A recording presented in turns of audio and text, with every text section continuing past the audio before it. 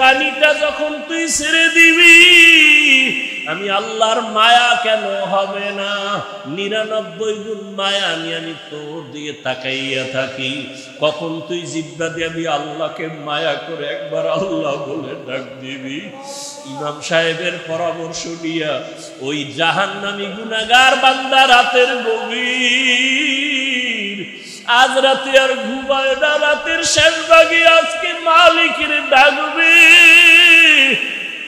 ইমাম সাহেবের পরামর্শ নিয়া ওই আল্লাহর বান্দা রাতের বেলা যখন শেষ ভাগ চলে আসলো, অন্ধকারে রুমের পাশে একটা জায়গায় বসিয়া উজু বানাইয়া জায়নামাজ বিছাইয়া সেজদায় পড়ে কান্না শুরু করলো। ও আল্লাহ, আমারে মাফ করে দাও, আমাকে মাফ করে দাও। ইয়া রব্বি গফিরলি, ইয়া রব্বি গফিরলি, ইয়া রব্বি গফিরলি। এমন কান্না, এমন কান্না, ঘরের বাচ্চারা পর্যন্ত এক পর্যায়ে আওয়াজ বাড়তে বাড়তে সজাগ হয়ে গেছে।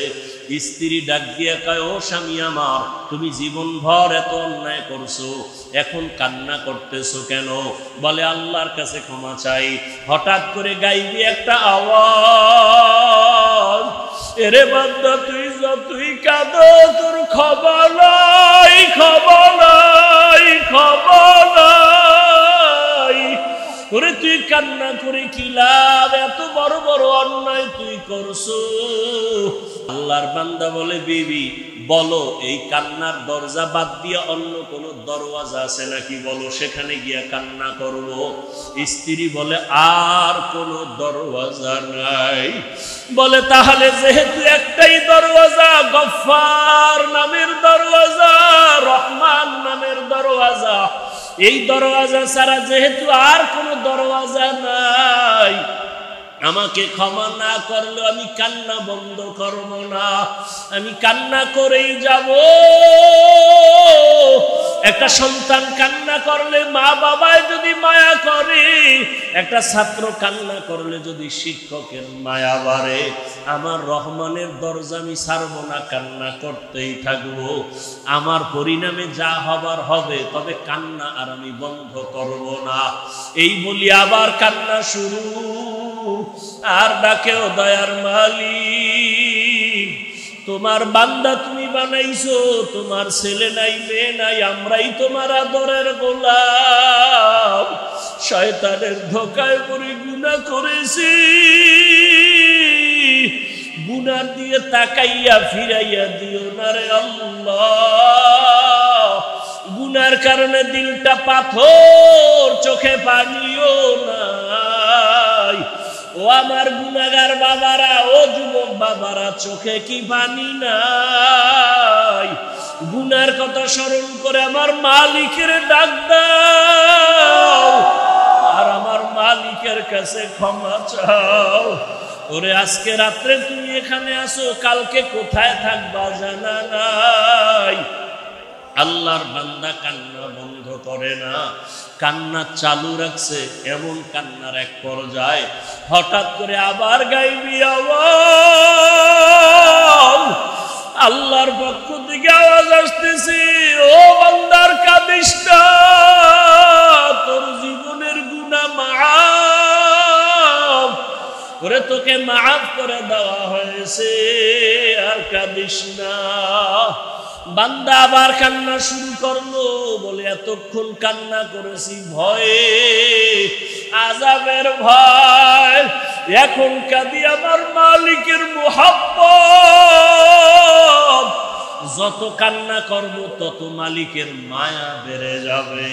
আমার মাওলা আমার দিকে মায়ার নজরে তাকাইবেন, এই জন্য আমি বেশি বেশি কান্না করতেছি। ও আল্লাহর বান্দারা, দুনিয়ার রং তামাশায় পড়িয়ে তো গুনাহ কম করো নাই। মনে চাইছে দাড়ি কাটবা, কেটে ফেলেছো, কেউ বাধা দিছে, মানো নাই। আলহামদুলিল্লাহ, আলহামদুলিল্লাহিল্লাযী জাআলা আশ-শামসা ওয়াল কামারা বিহুসবান ওয়ান নাজমা ওয়াশ-শাজারা ইয়াসজুদান وفضل زمانا على زمان كما فضل مكانا على مكان وإنسانا على إنسان ونشهد أن لا إله إلا الله وحده لا شريك له لا ضد له ولا ند له ولا مثل له ونشهد أن سيدنا ومولانا محمدا عبده ورسوله اللهم صل على محمد النبي الأمي وعلى آله وسلم تسليما وبعد فأعوذ بالله من الشيطان الرجيم بسم الله الرحمن الرحيم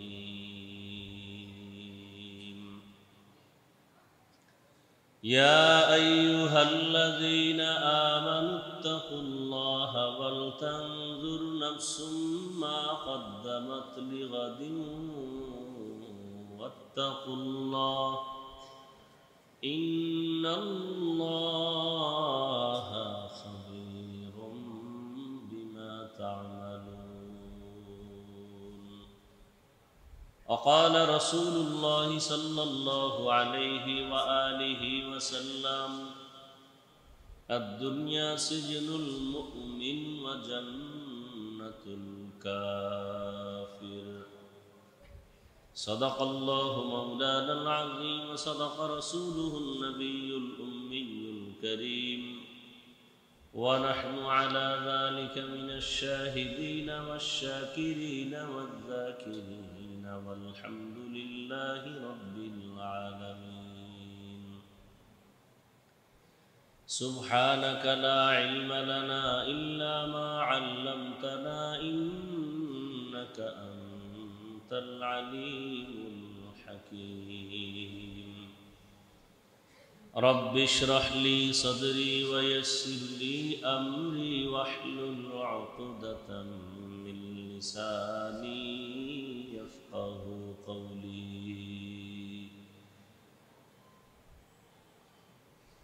حقیقت کھل جائے گی بوقت امتحان تیرے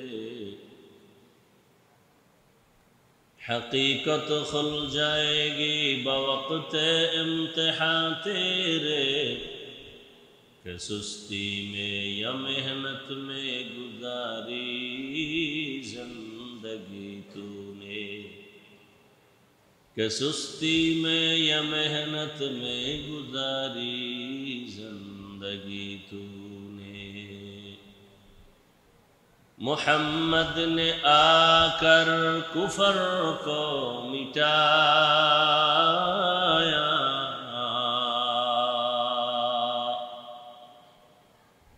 محمد نے آ کر کفر کو مٹایا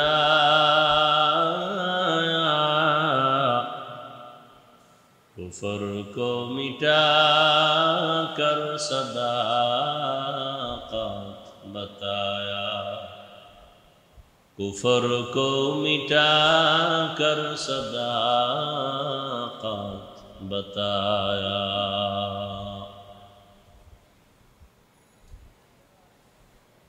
অধ্যকার ওয়াজ মাহফিল উপস্থিত মোহতারাম সম্মানিত সভাপতি হযরত উলামায়ে কেরাম এলাকার বিভিন্ন স্থান থেকে আগত আল্লাহ পাকের আশিকিন জাকিরিন শাকিরিন মুহিব্বিন মুরব্বিয়ান এজাম কলিজার টুকরা আমার সমবয়সী যুবক বন্ধুগণ স্নেহের ছোট ভাই পর্দার আড়ালে মাইকের আওয়াজ শ্রবণরতা মা বোনেরা আল্লাহ পাকের দরবারে শুকর যে আল্লাহ পাক আমাদেরকে সুস্থ রেখেছেন আলহামদুলিল্লাহ দরুদ ও সালাম সাইয়্যিদুল মুরসালিন রাহমাতুল লিল আলামিন শফিউল মুজনিবিন খাতামুন নবিয়্যিন সৈয়দুস সাকালাইন ইমামুল মুরসালিন হযরত মুহাম্মদুর রাসূলুল্লাহ সাল্লাল্লাহু আলাইহি ওয়া আলিহি ওয়াসাল্লামের উপর সর্বোপরি শুকর যাদের অক্লান্ত পরিশ্রমের মাধ্যমে আজ সুন্দর আয়োজন, সময় পরামর্শ অর্থ দিয়ে দোয়া করে এই সুন্দর আয়োজনকে যারা সফলতার জন্য চেষ্টা করেছেন, প্রতিকূল আবহাওয়ার মধ্যেও আপনারাও আসছেন, আল্লাহ আমাদেরকে তৌফিক দিয়েছেন, এজন্য আর একবার শুকর আদায়ার্থে পড়ি আলহামদুলিল্লাহ। দরুদ ও সালাম সৈয়দুল মুরসালিন রহমাতুল্লিল আলামিন শফিউল মুজনিবিন খাতামুন নবিয়্যিন সৈয়দুস সাকালাইন ইমামুল মুরসালিন হযরত মুহাম্মদুর রাসূলুল্লাহ সাল্লাল্লাহু আলাইহি ওয়া আলিহি ওয়াসাল্লামের উপর।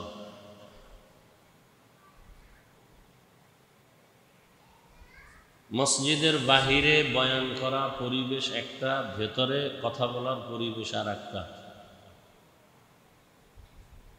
কারণ পৃথিবীর মধ্যে শ্রেষ্ঠ স্থান কি? মসজিদ। এটা এত বড় দামি যে মসজিদে ঢোকার পরে মানুষ দুনিয়াবি কথা বলা নিষেধ, অর্থাৎ এখানে ঢোকার পরে দুনিয়ার সাথে কোনো সম্পর্ক থাকবে না। এখানে শুধুমাত্র আল্লাহর ঘর, আল্লাহর ইবাদত চলবে। ইস্তিগফার, দরুদ শরীফ, তেলাওয়াত, নফল নামাজ, ফরজ নামাজ আমলের উপরে থাকবে, দুনিয়ার কোনো চিন্তা অন্তরে থাকবে না। এই জন্য ঢুকতেই আমরা মসজিদে দোয়া পড়ি, আল্লাহুম্মা আফতাহ লি আবওয়াবা, রহমতের সব দরজা তুমি খুলে দাও। অতএব আপনারা এখানে বসছেন, মসজিদের আদব যেন রক্ষা হয়, খুব সাবধান। মসজিদের আদব এক নাম্বার, উঁচু আওয়াজ না দেওয়া, স্বাভাবিক আওয়াজে কথা বলা।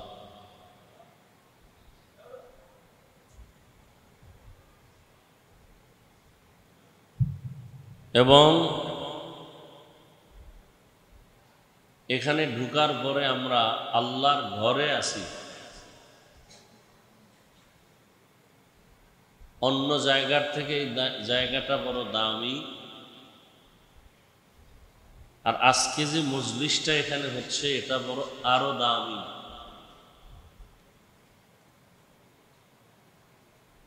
আল্লাহ আমাদেরকে দয়া করে নিয়ে আসছেন এখান থেকে যেন আমরা দামি হয়েই বের হতে পারি। আল্লাহ তৌফিক দান করেন।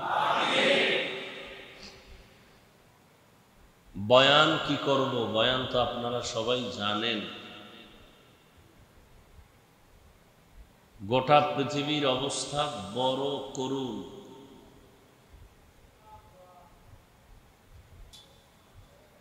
মানবতা নাই বললেই চলে।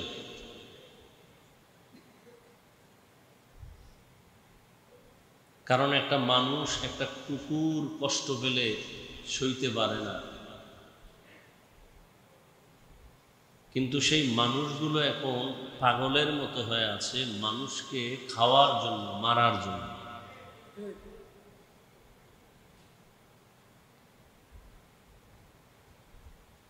ইসলাম বিদ্বেষীদের এটাই টার্গেট, যে আমাদের ফায়দা হোক বা না হোক, আমরা খেতে পারি আর না পারি, আমরা শান্তিতে থাকতে পারি আর না পারি, ইসলাম আর মুসলমানদেরকে খেতেও দিব না, শান্তিতেও থাকতে দিব না।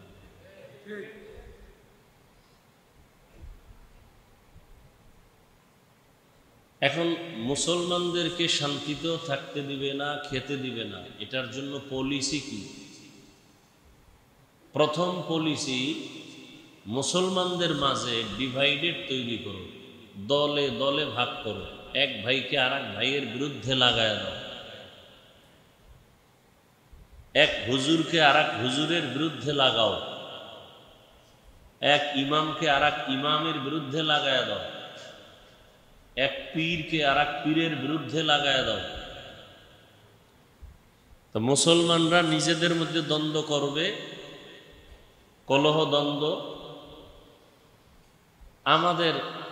আমরা শান্তিতে থাকতে পারলাম কি না পারলাম এটা পরের কথা, মুসলমান যেন শান্তিতে থাকতে পারে এই টার্গেট নিয়ে সব বিধর্মী এক প্ল্যাটফর্মে কাজ করতেছে। আমাদের দেশেও এই দ্বন্দ্ব, এই ডিভাইড চলতেছে, দূরত্ব। এক হুজুরের বয়ান একভাবে চলতেছে, এটার বিরুদ্ধে আর একজনে বয়ান করতেছে, একে অপরের বিরুদ্ধে আমরা লেগেই আছি। কে টুপি কোন লাইনের পড়লো এ নিয়ে দ্বন্দ্ব। টুপি কার সুন্নত এটা নিয়ে দ্বন্দ্ব কেন? যে টুপি পরে না তার সাথে দ্বন্দ্ব নাই, যে পরে তার সাথে দ্বন্দ্ব। চিন্তা করতে পারেন।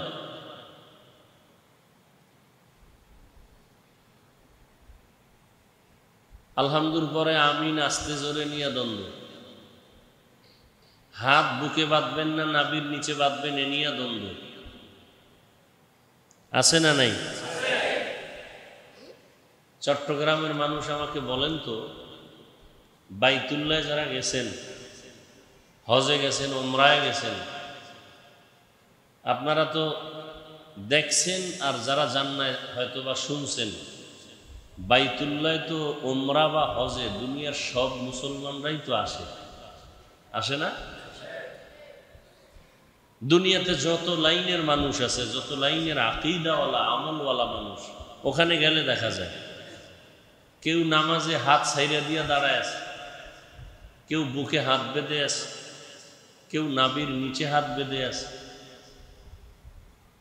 কেউ ঘুমাইছে একামত হয়ে গেছে উঠে নামাজে দাঁড়াইছে, রুজু লাগে নেই। কেউ আবার নামাজে দাঁড়ায় গেছে, তেলাওয়াত চলতেছে ইমাম সাহেবের, সে মোবাইলে নামাজের ভেতরে কথা বলতেছে, আবার মোবাইল পকেটে রেখে দিয়েছে, নামাজ চলছে। আবার কেউ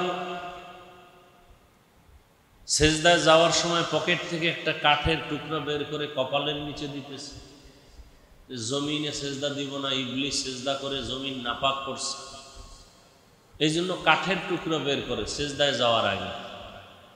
আমি যেটা বুঝাইতে চাই, তাহলে হার লাইনের মানুষ দুনিয়াতে যে আছে মুসলমান, এই সব মানুষ কি বাইতুল্লাহ মদিনায় আছে না নেই? আসে না? আসে না? আসে। আপনি যে গিয়ে নামাজে দাঁড়াবেন, আপনার পাশে একজনের হাত সাইডে দিয়ে দাঁড়ায় আছে, কেউ মোবাইলে কথা বলতেছে, কি নামাজের সামনে দিয়ে দৌড়ায় হাইটা যাইতেছে। আজও পর্যন্ত আপনারা শুনছেন এ নিয়ে তাদের মধ্যে দ্বন্দ্ব হইয়া, ঝগড়া হইয়া দুই একজন মার্ডার হয়ে গেছে, মারা গেছে? হ্যাঁ? তো আমাদের দেশে এত ঝামেলা কেন, এত ঝগড়া কেন, দ্বন্দ্ব কেন, দূরত্ব কেন, সালাম দেয় না, নেয় না, কারণ কি? বিষয় কি?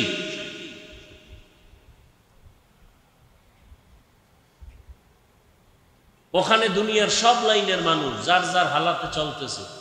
কে হাত ছাইড়ে দিল কোনো খবর নেই, কে বুকে বাঁধলো চিন্তা নেই, কে নাভিতে বাঁধলো টেনশন নেই, দ্বন্দ্ব নাই, হাসি মুখে সালাম কালাম চলতেছে, কেউ কারো উপরে হিংসার নজরও দেয় না। আমার দেশে কি বদনজর লাগলো, কি অভিশাপ যে মসজিদের ভিতরে দ্বন্দ্ব, বাহিরে দ্বন্দ্ব, নামাজে দ্বন্দ্ব, প্রত্যেকটা আমলের লাইনে দ্বন্দ্ব, দূরত্ব, ডিভাইড, দলে দলে দলে দলে মানুষ বিভক্ত হয়ে যাইতেছে। কারণ কি? এটা ইহুদিদের, বিধর্মীদের এক সুদূর প্রসারী ষড়যন্ত্রের এক প্রতিফলন। ওরা চায় আমাদেরকে আলাদা আলাদা করে দিবে, দিয়া কি করবে? ইরাকের ধরো, সাদ্দাম শেষ, ইরাক শেষ, কি অজুহাত? যে অজুহাত দিল সে অজুহাত যারা দিছে তাদের মধ্যে অভাব নেই। কুয়েতকে ধরো, এভাবে একটা একটা মুসলমানকে ধৈর্য ধৈর্য শেষ করতেছে। আর এক মুসলমান দাঁড়ায় না, কারণ এদের মধ্যে আগের থেকেই দ্বন্দ্ব লাগায় রাখছে। আমাদের দেশের হালাত এমনই চলতেছে।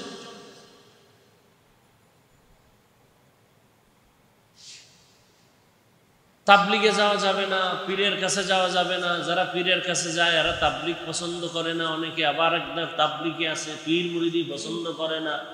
আবার একদল এই লাইনে থেকে জিহাদ পছন্দ করে না। আবার কেউ জিহাদের ময়দানে দৌড়াইয়া অন্য লাইন পছন্দ করে না। মানে এক মহা সমুদ্রের ভেজালের বেড়াজালে আমরা আবদ্ধ হয়ে আছি।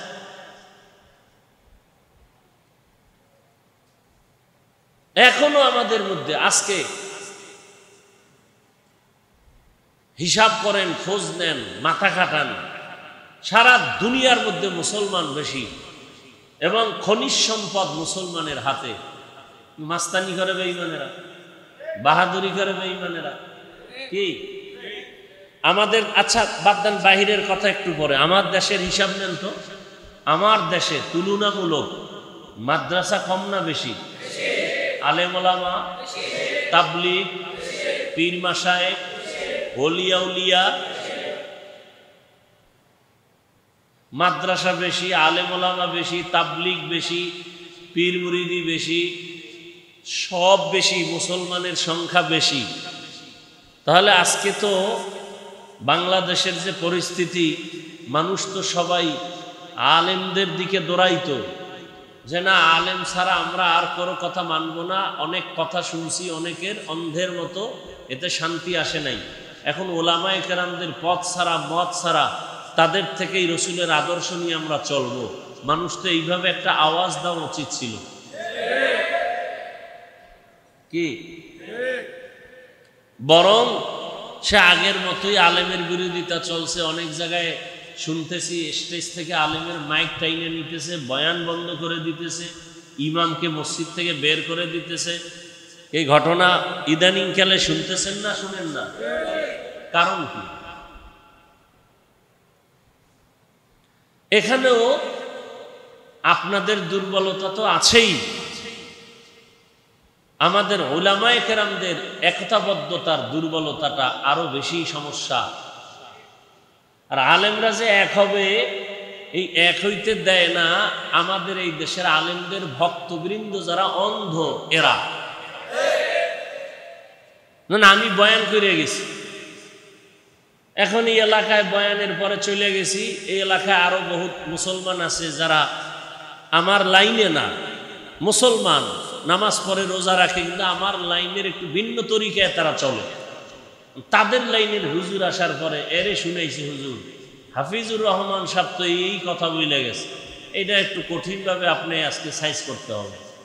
হুজুরে তো আর আমারে টেলিফোন কইরা জিগায় না আপনি কি কইছেননি, বা আমি কিভাবে বলছি, কোন নিয়তে বলছি, এটা তার হুজুরকে তারা বুঝাইতে পারে না। সে আবার আমার বিরুদ্ধে বলে গেল। এইভাবে দ্বন্দ্ব লাগায় রাখছে এই আলেম ওলামা হুজুরদের অন্ধ ভক্ত যেডি, এই মূর্খ ধর্মান্ধ, এদের কারণে।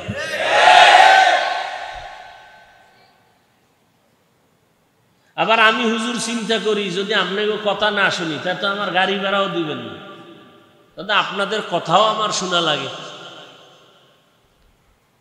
আর না হয় নিজে জঙ্গলে গিয়া কাঠ কাইটা বাজারে বিক্রি করে সংসার চালাবো আর স্বাধীনভাবে কথা বলবো। মরণ থাকলে মরণ হবে। এত কিছুর পরেও এ জাতির বিবেক কখন ঠিক হবে?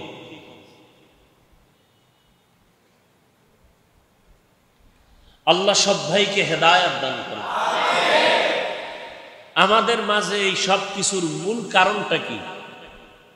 এখানে যারা আপনারা আসছেন, প্রচন্ড গরম, ওদিকে বৃষ্টি, সব মিলায়া, এরপর আপনারা আগ্রহ করে আসছেন, সবাই মুসলমান, দ্বীনের মহব্বতেই আসছেন।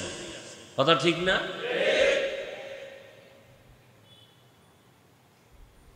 আসার পরে দ্বীনের মহব্বত নিয়ে আসলেন, আমরা মুসলমান, নবীর আশেক। আপনিও মুসলমান, আমিও মুসলমান। আপনার আল্লাহ আমার আল্লাহ দুইজন না একজন? আপনাদের নবী আমার নবী এক না আলাদা? আপনাদের কোরআন আমার কোরআন, আপনাদের কাবা আমার কাবা, আপনাদের কালেমা আমার কালেমা, আপনাদের ধর্ম আমার ধর্ম, আপনি আমি দুনিয়াতে আসছি, সিস্টেম বিদায়বেলা কাফনের সংখ্যা হবে পুরুষের 3 কাফন, মহিলাদের 5 কাফন, কালার হবে আলাদা। কালার হবে কি কি কালার? আমগো হুজুরদের কালারটা একটু আলাদা হবে, তাবলিগওয়ালাদের কাফনের কালার একটু আলাদা, চরমনাইওয়ালাদের কালার আলাদা, মাইজবান্ডারওয়ালাদের কালার আলাদা, সব এক। কি কালার? এখন কালার নিয়েও কিলাকিলি চলে, এই জন্য চলে না? চলে না? বুঝেন এবার আমগো ইমান কত তাজা। কালার নিয়েও দ্বন্দ্ব, দূরত্ব। কবরের সাইজ না চট্টগ্রামের কবর 1 বিঘাতে একটু বড় হয়? কবরে রাখার পরে প্রশ্ন কয়টা?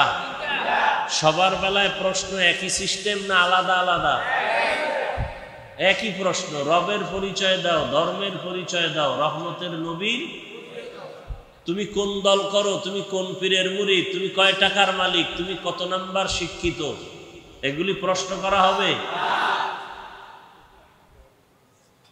তাহলে আপনার আমার আল্লাহ এক, নবী এক, কোরআন এক, কাবা এক, ধর্ম এক, কালেমা এক, মরণকালের কাফন এক, কালার এক, কবরের সাইজ এক, প্রশ্ন এক। কি আবার কি? সব এক। তাহলে আমাদের মাঝখানে এত দূরত্ব কেন? আর আপনাদেরকে আমার বয়ান শুনাইতে হবে কেন? বয়ান তো করবো যারা আল্লাহ চিনে না, নবী চিনে না, কোরআন বুঝে না, হাদিস বুঝে না, কিয়ামত বুঝে না, এদেরকে বয়ান শুনাবো। আপনারা তো, আমি যে আল্লাহ মানি আপনারাও সে আল্লাহ মানেন, আমি যে নবী মানি আপনারাও সে নবী মানেন, তাহলে আপনাদেরকে বয়ান করব কেন? অথচ আপনাদেরকে বয়ান করব শুধু তাই না, করতে করতে জীবন শেষ। আমি একা হাজার হাজার হাজার আলেম ওলামা, সবার বয়ানের এক আওয়াজ, আল্লাহর গোলাম হও, রসুলের আদর্শের মালা গলায় লাগাও। না তাবলিগওয়ালারা বলে যে তোমরা নামাজ ছেড়ে দাও। আপনারা এখনো নামাজ পড়েন না কেন? রোজা রাখেন না কেন? দাড়ি রাখেন না কেন? টুপি পরেন না কেন? মরার পরে করবেন? হ্যাঁ, বড় কঠিন হালাত। আল্লাহ আমাদের সহি বুঝ দান করেন।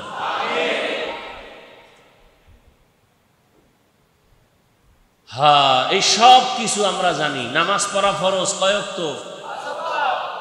এই কত ওয়াক্ত নামাজ?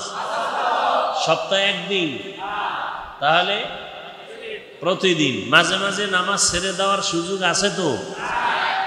কি নামাজ ছাড়া যাবে? পড়েন না কেন? সবই আপনারা বলতেছেন, আবার আপনারাই নামাজ পড়েন না। এখানে বহু আল্লাহর বান্দা আছে, আজকে ফজর পড়েন নাই, জোহর পড়েন নাই, আসর পড়েন নাই, মাগরিব পড়েন নাই, এশা পড়েন নাই। ফজর পড়বেন কিনা তারও কোনো নিশ্চয়তা নাই, অথচ দাবি করেন আশেকে রসুল, দাবি করেন খাজা মাইনুদ্দিন চিশতি আজমিরির ভক্ত, শাহ আমানতের ভক্ত, শাহ মখদুমের ভক্ত, শাহ জালাল রহমতুল্লাহ আলাইহের ভক্ত, বাইজিদ বুস্তামির ভক্ত।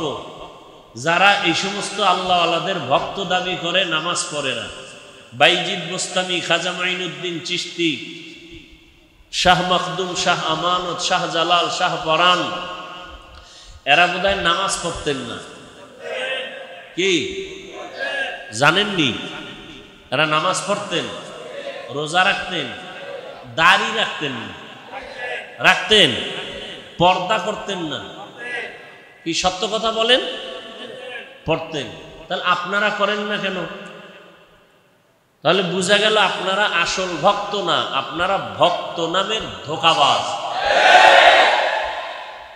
বরং আসল ভক্ত তারা যারা শাহজালাল রহমতুল্লাহ আলাইহির মোহাব্বত নিয়া আল্লাহকে মানে, নবী মানে, নামাজ পড়ে, পর্দা করে, হালাল খায়, এরা আসল ভক্ত।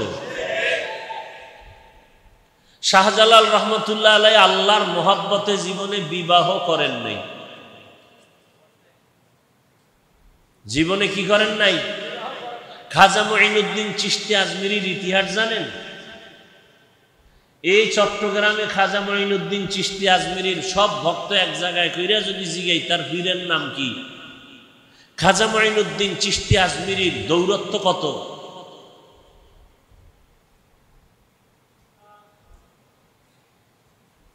সবকিছু জানার পরেও নামাজ পড়েন না, জানেন মিথ্যা বলা হারাম, তারপরও মিথ্যা ছাড়েন না। এর একমাত্র কারণ দুনিয়ার লোভ। কিসের লোভ? এই যত বড় শাইখুল হাদিস, পীর সাহেব, টুপিওয়ালা, আলেম ওলামা, দুনিয়ার লাইনে দেখেন উল্টা পাল্টা চলাফেরা, কথাবার্তা, শুধু দুনিয়ার লোভ। দুনিয়ার লোভ তিন প্রকার। কয় প্রকার? সম্মানের চেয়ারের লোভ, সম্পদের লোভ, যৌবনের লোভ। এই তিন লোভে পইরা, তিন লোভের কোনো একটায় গ্রেফতার হইয়া সমস্ত মানুষ দুনিয়ার পেছনে দৌড়ায়। আল্লাহকে ভুলে গেছে, আখেরাত ভুলে গেছে, রসুল ভুলে গেছে। কয় লোভে পড়িয়া? তিন লোভ। আমি যদি আল্লাহকে মানি, নবী মানি, তো সম্মানের চেয়ার পাবো না। এই চেয়ার পাওয়ার লোভে অনেকে আল্লাহকে মাঝে মাঝে মানে, মাঝে মাঝে মানে না। নবীজির তরিকা মাঝে মাঝে মানে, মাঝে মাঝে ছেড়ে দেয়। কেন? চেয়ার ঠিক রাখার জন্য। আর একটা লোভ হলো টাকা পাওয়ার লোভ। যদি আমি রসুলের আদর্শ মতোই পরিপূর্ণ চলি, তাহলে আমার হাদিয়া, আমার টাকা পয়সা অর্জন হবে না। এই টাকার পাওয়ার আশায় করে অনেকে রসুলের আদর্শ মাঝে মাঝে মনের চাহিদা অনুযায়ী মানে, মাঝে মাঝে ছেড়ে দেয়। আর একটা হলো যৌবনের লোভ। এই ক্ষমতার লোভে পড়িয়া বহু আল্লাহর বান্দারা আল্লাহর থেকে দূরে, টাকার লোভে পড়িয়া বহু আল্লাহর বান্দা বান্দি আল্লাহর রাস্তা থেকে দূরে, যৌবনের লোভে পড়িয়া বহু আল্লাহর বান্দা বান্দি দুনিয়ার পেছনে পাগলের মতো দৌড়ায়। এজন্য সব জায়গায় কথাটা বলি, বাংলাদেশে একটা জেলার নাম আছে গোপালগঞ্জ, আসেনি? ওই জেলার মধ্যে একটা থানার নাম আছে টুঙ্গিপাড়া, শুনছেননি? ওই টুঙ্গিপাড়ার মধ্যে দুনিয়াদারেরা জানে এক নেতা আছে। আমরা উলামায়ে কেরাম আখিরাতওয়ালারা জানি আখিরাতের এক বাদশা আছে ওখানে। ওলিয়ে কামেল, মুর্শিদে মোকাম্মেল, জবরদস্ত আলেম, যেমন তেমন আলেম না, আলেম কুল শিরোমণি, হাজারো লাখো আলেমের ওস্তাদ, এবং দুনিয়ার লাইনে বড় একজন রাজনীতিবিদ, নেতা, পাওয়ারফুল, ওলিয়ে কামেল, মুর্শিদে মোকাম্মেল, হযরতুল আল্লাম শামসুল হক ফরিদপুরি রহমতুল্লাহ আলাইহি। ঢাকাতে বড় কাটারা মাদ্রাসা, বিশাল বড় মাদ্রাসা, কামরাঙ্গীরচর মাদ্রাসা, লালবাগ মাদ্রাসা, ফরিদাবাদ মাদ্রাসা, সব তার হাতে গড়া। পাকিস্তান পিরিয়ডে ইংলিশের উপরে ডক্টরেট ডিগ্রি নেওয়া সেই শামসুল হক ফরিদপুরি রহমতুল্লাহ আলাইহি বাগের বাচ্চা ছিলেন, সুন্নতের উপর এতটা মজবুত ছিলেন, দুনিয়ার কোন দুনিয়াদারকে পরোয়া করতেন না। ওই সময় রাজনীতির কোন এক গোলটেবিল বৈঠকে আইয়ুব খানের পক্ষ থেকে একটা মিটিং ডাকা হয়েছিল। কোন এক পর্যায়ে তাকে কিছু নরম, কিছু স্বার্থের কথা বলা হয়েছিল। শামসুল হক ফরিদপুরি তখন বলেছিলেন যে আইয়ুব খানের গোলামেরা টাকা দিয়া গরু কিনা যায়, শামসুল হক রে কিনা যায়। তিনি বয়ানের এক পর্যায়ে অনেকগুলো কিতাব লিখেছেন, তিনি একটা বয়ানের মধ্যে বলে গেছেন, পৃথিবীতে যত মানুষ দেখো সব পাগল। সবাই কি? এমন একজন মানুষ নাই যে পাগল না। ডাক্তার পাগল, ইঞ্জিনিয়ার পাগল, প্রফেসর পাগল, হুজুর পাগল, রিক্সা ড্রাইভার পাগল, ক্ষমতায় যারা আছে পাগল, যারা নাই এরাও পাগল। এক কথায় দুনিয়াতে পাগল ছাড়া কোনো মানুষ নাই। কেউ নারীর পাগল, কেউ গাড়ির পাগল, কেউ ক্ষমতার পাগল, কেউ টাকার পাগল। কি আছে না নাই? দিন রাত নাই, পাগলের মতো দৌড়াচ্ছে, বিদেশ যায়। মা মারা গেছে বাদ দাও, বাপ মারা গেছে বাদ দাও, বিদেশের চাকরি ছাড়া যাবে না। কিসের পাগল? টাকার পাগল, ক্ষমতার পাগল। নামাজে দাঁড়াইয়াও ক্ষমতা, ঘুমের মধ্যে ক্ষমতা, ঘুমের থেকে উঠার পরে ক্ষমতা। যারা যেই জিনিসের পাগল তারা 24 ঘন্টা সেই জিনিস নিয়ে জিকির করে আর ফিকির করে। যে নারীর পাগল তার 24 ঘন্টা জিকির আর ফিকির। বলেন না কেন? যারা গাড়ির পাগল তারা 24 ঘন্টা জিকির আর ফিকির। যারা বাড়ির পাগল 24 ঘন্টা জিকির আর ফিকির। ঢাকাতে বাড়ি আছে এরপরও জিকির ফিকির, চট্টগ্রামে বাড়ি দরকার, আবার জিকির, কানাডায় করব, সিঙ্গাপুরে করব, কক্সবাজারে বাড়ি করব। এর কি কিসের পাগল?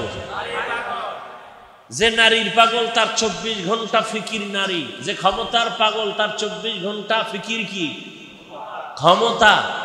তাহলে দুনিয়ার সবাই পাগল। কেউ ক্ষমতার পাগল, কেউ নারীর পাগল, কেউ টাকার পাগল। এই সব পাগলের মধ্যে একদল উত্তম পাগল আছে। এরা টাকার পাগল না, বাড়ির পাগল না, গাড়ির পাগল না, ক্ষমতার পাগল না, এরা আল্লাহকে পাওয়ার পাগল। কাকে পাওয়ার? যে ক্ষমতার পাগল সে কি চায়? ক্ষমতা। যে নারীর পাগল সে কি চায়? যে টাকার পাগল সে কি চায়? টাকার পাগল এমন হওয়া হয়েছে, বাবার পকেট মারে, মায়ের মারে, এক পর্যায়ে টাকার জন্য মাকে মাইর দেয়, বাবারে জবাই করে। কিসের পাগল? ও কি চায়? টাকা চায়। বাপ সামনে বাধা, বাবারে মারো। আমার দরকার টাকা, মা বাধা হইছে, মাকে মেরে ফেলো। আমার দরকার টাকা, দোকানওয়ালাকে মেরে ফেলো। টাকার পাগল। নারীর পাগল যারা, এরা বলে মা ছাড়বো, বাপ ছাড়বো, আমার নারী ছাড়বো না। দুই রশিতে একজন আর ফাঁসি। তাহলে যারা দুনিয়ার পাগল এগো চিন্তা ফিকির দুনিয়া দুনিয়া দুনিয়া। আর যারা আল্লাহর পাগল এরা কি চায়? এরা হাঁটতে চলতে সবসময় খালি কি ফিকির করে? অন্তরে ফিকির আল্লাহ, জবানে জিকির আল্লাহ, উঠতে বসতে শুধু আল্লাহকেই ডাকে। কাকে ডাকে? ইয়া ইলাহি মুঝসে মুঝকো दूर कर, ताके देखो मुझ में तुझको एक नजर। या इलाही तू मेरा माबूद है, या इलाही तू मेरा माशूक है, या इलाही तू मेरा सत्तार है, या इलाही तू मेरा गफ्फार है। আল্লাহকে পাওয়ার জন্য যেই বান্দা পাগল, যে পাগল হইছে কেন? কইটার মধ্যে মজা পাইছে। মা বাবায় বুঝায় তুই কোন মাইয়ার জন্য পাগল হইছ, তোরে সুন্দরী রূপসী বড় লোকের মাইয়া এনে দিব, বলে দরকার নেই আমার পেতনি বালা, চেহারা ভালো না কামার এটাই ভালো। মা বাবায় যত বুঝায় সন্তান এই বুঝ মানতে চায় না। বলে আমি যেই মেয়েটার পিছনে পাগল হয়ে গেছি, ওরে আমার দরকার, তোমারে দরকার নাই, বাবারে দরকার নাই, টাকা লাগবে না, ভিক্ষা করে খাবো, আমার চোখের দেখার পাগল নারীটারে আমার লাগবে। তোমরা যতই বলো কালো, তা আমার কাছে এটাই কি ভালো। এখন যত বুঝায় সে বুঝতে চায় না। সবাই বলে সে এখন মেয়ের জন্য পাগল হয়ে গেছে, ওর মাথা ঠিক নাই, ও এখন পাগল ভেসে চলতেছে, এখন ওরে সবাই ছেড়ে দাও, ওর পাগলামি নিয়ে ও আছে, ও ওখানে মজা পাইছে, ওই মজা ছাড়বে না। টাকার পেছনে যারা ঘুরে দৌড়ায়, হাজার বার বুঝানোর পরেও বলে হারাম খাবি না, এরপরও হারামের ভিতরে মজা। কুকুরের যতই বুঝাও পায়খানা খাওয়া ভালো না, তোর জন্য ফ্যান আছে, ভাতের মার আছে, তোর জন্য খানা আছে আলাদা, বাথরুমে গিয়া পায়খানা খাইও না। কুকুরের যত বুঝাবে পায় না, আমার ওটাই মজা বেশি। কথা ঠিক নেই? এরে নবীর উম্মত যারা আমার আল্লাহ পাকের আশিক, ওরা গবেষণা করতে করতে ফিকির করতে করতে চিন্তা করলো, আমার মা আমার বাবা আমার আসল কেউ না, একমাত্র আমার আসল কে? রিজিকের মালিক আমার আল্লাহ, হায়াতের মালিক আমার আল্লাহ, ইজ্জতের মালিক আমার আল্লাহ, আমাকে সুস্থ রাখার মালিক কে? আল্লাহ, সম্মান দেওয়ার মালিক আল্লাহ, ইজ্জত নেওয়ারও মালিক কে? চেয়ারে বসাইয়া দেয় কে? এই চেয়ার থেকে নামাইয়া দেয় কে? সব কিছুর মূলে আমার আল্লাহ। আমি যদি ঘুমায় যাই, ঘুম থেকে যদি না উঠি, আমার আল্লাহ যদি না উঠতে পারবো না। আমাকে ঘুম পাড়ায় দেন কে? আল্লাহ। ঘুম থেকে উঠার সুযোগ কে দেন? আল্লাহ। আল্লাহ যদি কয় না তোর এই শেষ ঘুম, আমার মা বাবাই জীবনে ঘুম থেকে সজাগ করতে আর পারবে না। এই চিন্তা করতে করতে করতে করতে অন্তরের মধ্যে একটা মজার ঘেরান আসতে থাকে। আসলে আমার মা আপন না, বাবা আপন না, ভাই আপন না, টাকা আপন না, মাল আমার আপন না, একমাত্র আমার ইহকাল পরকালে আমার ভালোর জন্য সর্বক্ষেত্রে আমার একমাত্র আপনকে।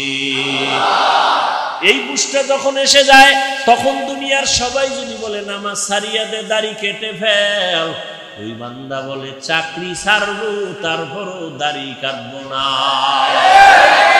ইয়া ইলাহি মুঝসে মুঝকো দূর কর, তাকে দেখো মুঝ মে তুঝকো এক নজর। ইয়া ইলাহি तू मेरा माबूद है, या इलाही तू मेरा माशूक है। আবু জাহাল নবীরে দেখছে না? 13টা বছর যেই রহমতের নবীকে এক নজর দেখলে জাহান্নামের আগুনটা হারাম হয়ে যায়। কেমন মায়ার নবী আমার, যেই রহমতের নবীকে দেখা মাত্র পেটের ক্ষুধা থাকে না। কেমন মায়ার নবী আমার, যেই রহমতের নবী যেখানে কদম রাখেন ওখান থেকে মিশকের ঘেরান। যেই রহমতের নবী আমার, শরীর মুবারক থেকে মিশকের ঘেরান, নবীজির ঘাম থেকে মিশকের ঘেরান। কেমন মায়ার নবী আমার, যেই নবীকে এক নজর দেখার জন্য গর্তের পিপিলিকা পাগল, নবীকে এক নজর দেখার জন্য নদীর সমুদ্রের মাছ বড় আফসোস করে, রহমতের নবীকে এক নজর দেখার জন্য জঙ্গলের প্রাণীরা পাগল হয়ে আছে। ওই নবীকে একটা নজর দেখবে, জাহান্নামের আগুন হারাম হয়ে যাবে। কিন্তু কপাল বড় খারাপ, 13 বছর পর্যন্ত ওই নবীকে পাশে বসে দেখলো, বয়ান শুনলো, এরপরও একবারও কালেমা নসিব হলো না, কালেমা পড়লো না। কে? আবু জাহাল। কারণটা কি? ওর কপাল বড় খারাপ, ও এখন পর্যন্ত দুনিয়ার লোককে কন্ট্রোল করতে পারে নাই। আর অপর দিকে 27 বছরের যুবক তরবারি নিয়ে দৌড়ায় আমার নবীকে জবাই করার জন্য। রহমতের নবীকে জবাই করতে গিয়া একটা নজর চেহারা দেখা তরবারি ফালাইয়া ডাক দিয়া বলে, রহমতের নবী দয়া করে কালেমা রশি আমার গলায় লাগায়া দেয়। 13 বছর নবীরে দেখিয়াও কালেমা পড়ে না, বরং বিরোধিতা। আর 27 বছরের যুবক নবীজিকে মারতে গিয়া, জবাই করতে গিয়া কালেমার মালা গলায় পড়ছে। কে? কে? এর নাম হেদায়াত, এর নাম কফাল। এরে আল্লাহর বান্দারা, দুনিয়াতে কে পাঠাইছেন আমাদের? আমরা জোর করে আসতে পারছি? হ্যাঁ, আমরা জোর করে কেউ আসতে পারি নাই। দয়া করে আল্লাহ আমাদের পাঠাইছেন। আল্লাহ যদি না পাঠাইতেন আসার কোনো সুযোগ ছিল না। আল্লাহ দয়া করে পাঠাইছেন। কেন? বলে আমার ইবাদত করার জন্য। তোমার কাজ একটা, শুধু আমার ইবাদত। তবে ইবাদতটা দুনিয়ার মধ্যে থাকিয়া করবা, জঙ্গলে গিয়া না। সংসারও করবা, ব্যবসা করবা, চাকরি করবা, এর মাঝে দিয়া জবান দিয়া আমার আল্লাহরে ডাকবা। নামাজের সময় নামাজও পড়বা, মা বাবার হকও আদায় করবা, স্ত্রীর হকও আদায় করবা, সন্তানের হকও আদায় করবা, প্রতিবেশীর হক আদায় করবা, ভাইয়ের হক আদায় করবা, বোনের হক আদায় করবা, তোমার বাবার হক আদায় করবা, মুরব্বির হক আদায় করবা। এর মধ্য দিয়া তুমি আমার হকও আদায় করবা। সব ঠিক রাইখা যখন তুমি আমি আল্লাহকে আল্লাহ বলে ডাক দিবা, তোমার ওজনটা অনেক বেড়ে যাবে। আমি আল্লাহ দুনিয়ায় পাঠাইলাম, দুনিয়ার কাজের মাঝখান দিয়া আল্লাহর ইবাদত করবা, এই কাজের জন্য আমি পাঠাইলাম। দুনিয়া ছাড়া এই ইবাদত আলাদা জায়গায় করা যাবে না। দুনিয়াতেই দিলাম আমি ইবাদত করার জন্য। এখন ইবাদতটা করা মাত্র তুমি চলে আসো। তোমার থাকার জায়গা দুনিয়া না, তোমার ঘুমানোর জায়গা দুনিয়া না, আরামের জায়গা দুনিয়া না। আমি আল্লাহ তোমার চির শান্তির জন্য আরামের ঘর বানায় রাখছি জান্নাত। বেহেশতা যাকে আজারে নবাসো, কাছে রাবা কাছে করে নবাসো। আল্লাহ সতর্ক বাণী দিয়া বললেন, ইয়া আইয়ুহাল্লাযীনা আমানুত্তাকুল্লাহ, ও মুমিন আমি আল্লাহকে ভয় কর। ওয়ালতানজুর নাফসুম মা কদ্দামাত লিগাদিন ওয়াত্তাকুল্লাহ। সামনে তোমার একটা জীবন আছে, ওই জীবন তোমার আসল জীবন। দুনিয়ার জীবনের তোমার কোনো মূল্য নাই, 1 ঘন্টার গ্যারান্টি নাই, 1 সেকেন্ডের কোনো ভরসা নাই। ওরে আল্লাহর বান্দা, তোমার আসল জীবন হলো চক্ষু বন্ধ হওয়ার পরের জীবন। ওই জীবনটা তোমার আসল জীবন, ওই জীবন তোমার অনন্তকালের জন্য। সম্বল সঞ্চয় করছো কিনা ভালো করে নজর নাও। ওয়াত্তাকুল্লাহ, আমি আল্লাহকে ভয় করো। বারবার আল্লাহ ভয় করার কথা কেন বলেন? আল্লাহকে ভয় না করলে মানুষ অন্যায় থেকে দূরে থাকবে না। সন্তান মা বাবারে যদি ভয় না করে, ওই সন্তান মা বাবার সামনে অন্যায় থেকে ফিরবে না। ছাত্র যদি শিক্ষকের ভয় না করে, ওই ছাত্র অন্যায় থেকে ফিরবে না। বিচারকরে যদি আসামি ভয় না করে, ওই আসামি কখনো বিচারকের সামনে অন্যায় করার থেকে ফিরবে না। যেই মানুষ আমার আল্লাহকে ভয় করবে না, ওই মানুষ অন্যায় করা ছাড়বে না, বারবার অন্যায় করবে। আর যেই সন্তান মা বাবাকে ভয় করবে, ওই সন্তানটা গোপনে গোপনে দুই একটা অন্যায় করলো, মা বাবা আসলে অন্যায় থেকে ফিরে যাবে, আর গুনাহ করবে না। মা বাবার শাস্তির ভয়ে ছাত্র মাঝে মাঝে অন্যায় করে, শিক্ষকের বিচারের ভয় আর করে না। ঠিক এই বান্দা আমার আল্লাহর ভয় যখন অন্তরে আসবে, তখন জীবন দিবে, আল্লাহর বিরুদ্ধে কোনো কাজ করবে না। আর এই আল্লাহর ভয়টা অন্তরে জমা করার জন্য একমাত্র রাস্তা আল্লাহওয়ালাদের সোহবত।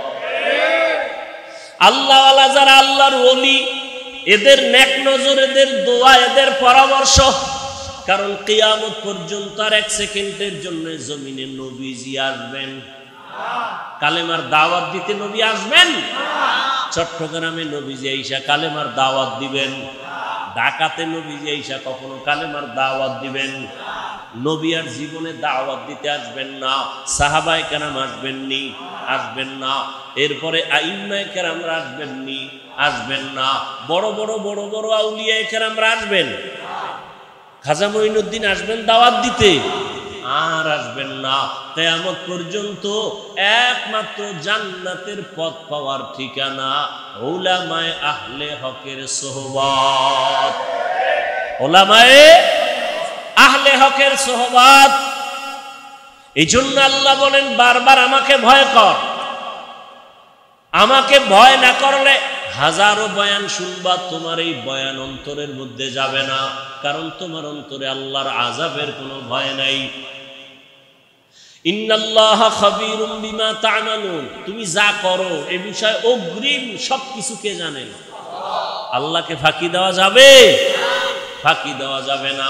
আল্লাহ বলে বান্দা আমাকে ভয় কর, গুনাহ থেকে দুনিয়ার মহাব্বত সারিয়া আখিরাতের লাইনে তুমি মজবুতি অর্জন করো, আখিরাতের বাজার ঠিক মতো করো। আখিরাতের বাজার হলো ইবাদত। আখিরাতের বাজার কি? ইবাদত মানে কি শুধু নামাজ? হাসি দিবেন ইবাদত, কান্না করবেন ইবাদত, মা বাবার সাথে কথা বলবেন ইবাদত, আপনি বিবাহ শাদী করবেন ইবাদত, চাকরি করবেন ইবাদত, ব্যবসা করবেন ইবাদত, লেখাপড়া করবেন ইবাদত, সব কিছু আল্লাহর মোহাব্বত নিয়ে করবেন, নবীর আদর্শ মেনে করবেন, ইবাদত হয়ে যাবে। বাথরুমে গিয়ে বসে থাকবেন, সেটাও আপনার ইবাদত হিসাবে পরিণত হবে যদি আল্লাহর মোহাব্বত রসুলের আদর্শ অনুযায়ী বাথরুম করেন। আল্লাহর মোহাব্বত আর কার আদর্শ? আর কারো আদর্শ মানা যাবে না, সব আদর্শ ভেজাল। নির্ভেজাল আদর্শ মদিনার রসুলের, দুনিয়ার সব আদর্শ নাপাক, সব আদর্শ একমাত্র পাক আদর্শ কি? রহমতের নবীর আদর্শই কি পাক। রহমতের নবীর আদর্শ গ্রহণ করার কারণে মক্কার চূড়ান্ত খারাপ মানুষ জান্নাতের অগ্রিম টিকিট হাতে নিয়েছেন, ঠিক না? কয়জন? কয়জন? রসুলের আদর্শের কারণে আল্লাহ জান্নাতের টিকিট তাদের হাতে দিয়েছেন। তারা মরিয়াও অমর, এখনো তাদের নাম যশ খ্যাতি, এত সুনাম। সমস্ত সাহাবায়ে কেরামদের নাম শুনিয়া মানুষের দিলের মধ্যে মায়া লাগে। এমন এমন ঘটনা বললে মানুষ চোখের পানি ধরে রাখতে পারে না, কান্না কান্না। তাদের এত সুন্দর আমল, এত সুন্দর এলেম, এত সুন্দর নামাজ, এত সুন্দর তেলাওয়াত, এত সুন্দর তাকওয়া, এত সুন্দর ইখলাস, এরপরেও জান্নাতের টিকিটও হাতে রেডি, এরপরেও কান্না কান্না কান্না, সারা দিন সারা রাত শুধু কান্না। মালিকের দরবারে কেমনে দাঁড়াবো, হ্যাঁ অন্ধকার কবরে কেমনে একা থাকবো। তাদের সম্মান কমছে?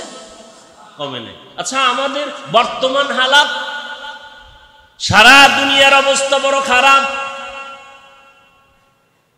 এই খারাপের ভিতরে যাদের কাছে রসুলের আদর্শ আছে, এদের অবস্থা অনেক সম্মানের, অনেক শান্তির। এদের মতো শান্তিতে সম্মানে আর কেউ নাই। একজন আল্লাহর বান্দা টুপি পরে না, জামা পরে না, পাগড়ি পরে না, দাড়িটা রেখে দিছে। এই ভাই তুমি পাগড়ি পরো না, দাড়িটার উপরে মজবুত কেনা, দাড়ি ছাড়বো না। পাগড়ি মাঝে মাঝে পরলাম না পরলাম নাই, দাড়ি ছাড়বো না কেন? আমি চিন্তা ভাবনা করে দেখলাম মরার পরে আমার সাথে রসুলের একটা আদর্শ যাবে, সেটা দাড়ি। মরার পরে কোন আদর্শটার সাথে যাবে? দাড়ি। জাহিরি ভাবে দেখা যাবে দাড়ি।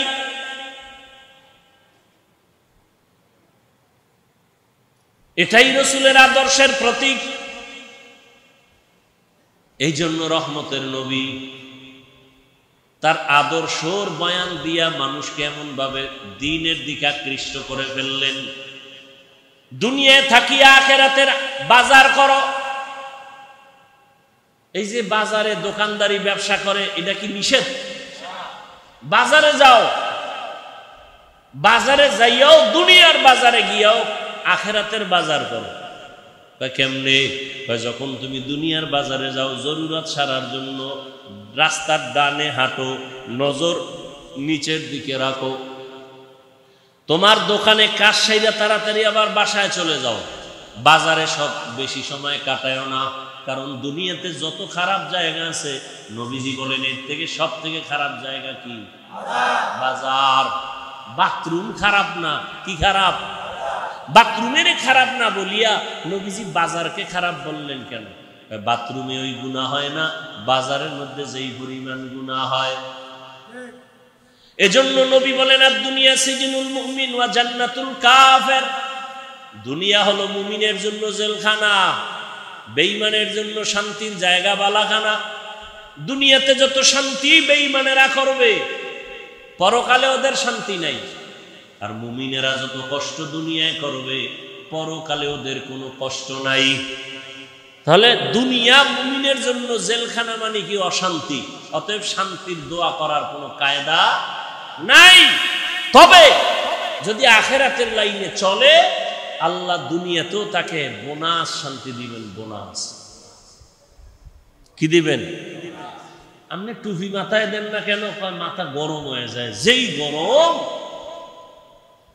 আর আমারে যদি আপনি লাখ টাকা দিয়ে বলেন টুপি পরা যাবে না, আপনার গরম আছে, আমার গরম নাই। কি আসলে আল্লাহর প্রতি মহব্বতের পার্সেন্ট আপনার কম। একজন আল্লাহর বান্দা বলে আমি ফরজ আমল তো করবই, নফল আমি ছাড়ব না। আর একজনে বলে নফল লাগে না, নফল। আর একজনে কে ফরজ পর্ব তো পর্বই, নফলও ছাড়ব না। আর একজন মুমিন, সে আশিকে রাসূল, বলে আমার নফল লাগে না। মোহাব্বতের পার্সেন্ট যেমন, ইবাদতের সীমানাও তেমন। মোহাব্বতের পার্সেন্ট আপনার টুপি মাথায় দিতে গরম, আর একজনের মাথায় টুপি, এর উপরে আবার পাগড়ি, এর গরম কই? এর গরম যা কিছু আছে এর অন্তরে আসল গরম ঢুকায় রাখছে। দুনিয়ার গরম কিছুই না। যদি আমি টুপি পাগড়ি ছাড়া চলি, হাসরের ময়দানের গরম তারও কঠিন। হাসরের ময়দানের গরম আরো কঠিন। এই গরম তো কোনো গরমই না।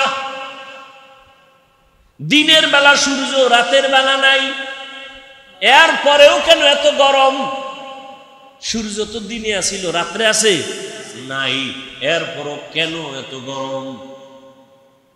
আর এই সূর্যটা বিজ্ঞানীরা বলে 9,30,00,000 মাইল উপরে।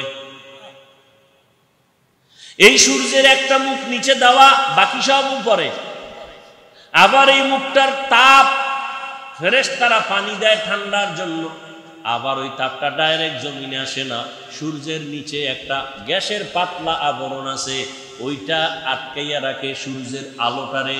এরপরে আস্তে করে বাকি তাপটা জমিনে ছাড়ে। জমিনে আসার পরে ওই তাপটাও বান্দার কষ্ট হবে।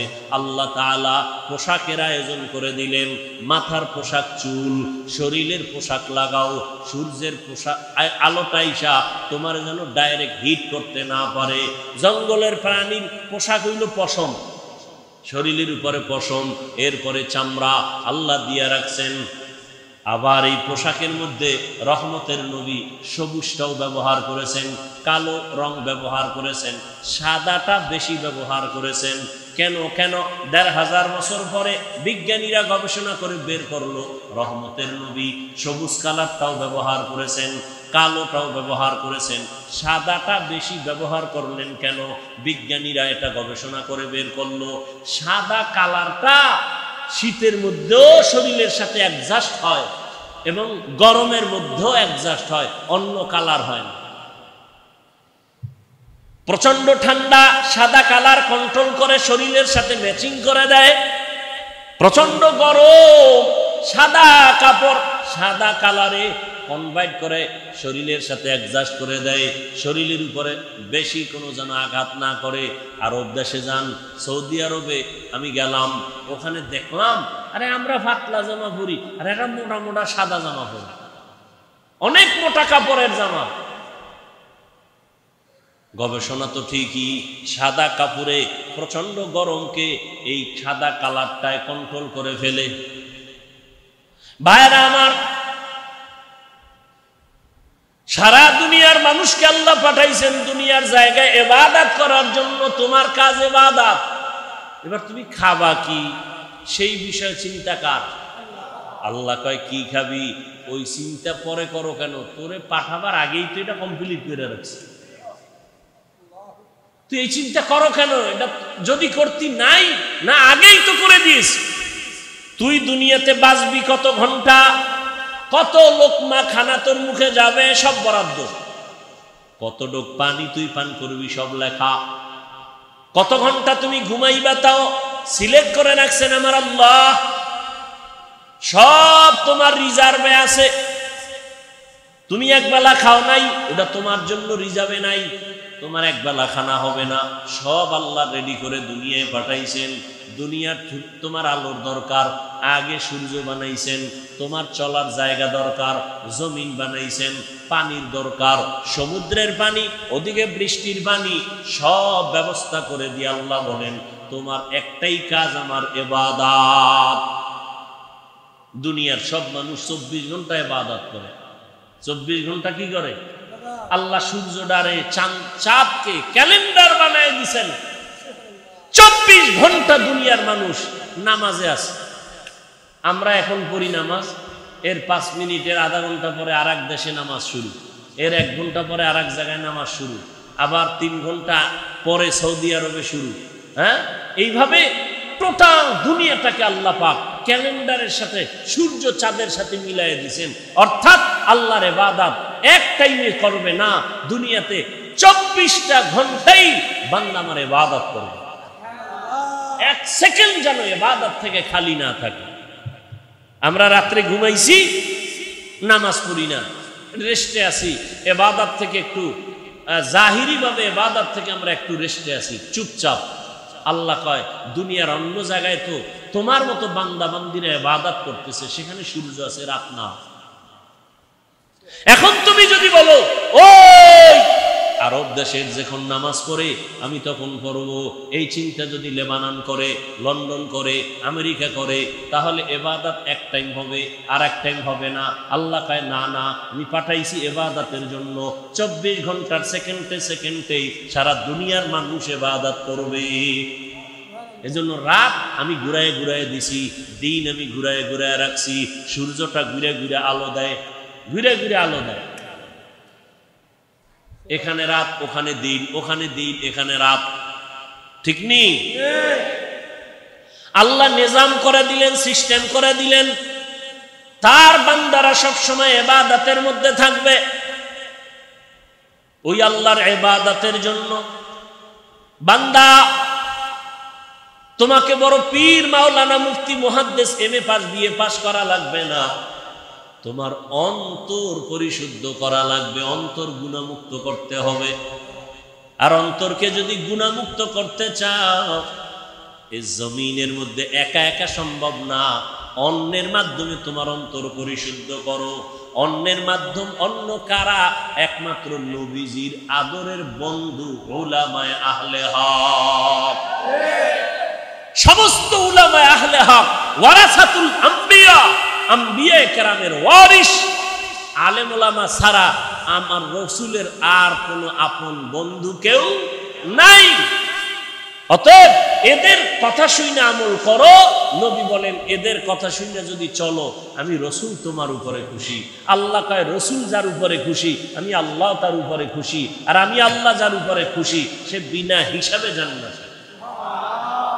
আতিনা ফি দারে দুনিয়া না হাসান, আতিনা ফি দারে উকবা না হাসান, ইয়া গিয়াসাল মুস্তাগীসিন ইহদিনা লাফতিখারা বিল উলুমে ওয়াল গিনা। আল্লাহর ইবাদতের জন্য নিজেকে আত্মসমর্পণ করে দাও। আমি যে যত কাজ করব সব আমার আল্লাহর রাজি খুশি অনুযায়ী হতে হবে। ইন্না সালাতি ওয়া নুসুকি ওয়া মাহইয়ায়া ওয়া মামাতি লিল্লাহি রাব্বিল আলামিন। ইব্রাহিম নবী দোয়া করলেন, আমার নামাজ, আমার কুরবানি, আমার বেঁচে থাকা, আমার মরে যাওয়া কার জন্য? আল্লাহর জন্য আমি বেঁচে আছি। আল্লাহর জন্য বেঁচে আছি মানে যতক্ষণ বেঁচে আছি আমি আল্লাহর হুকুম অনুযায়ী চলব।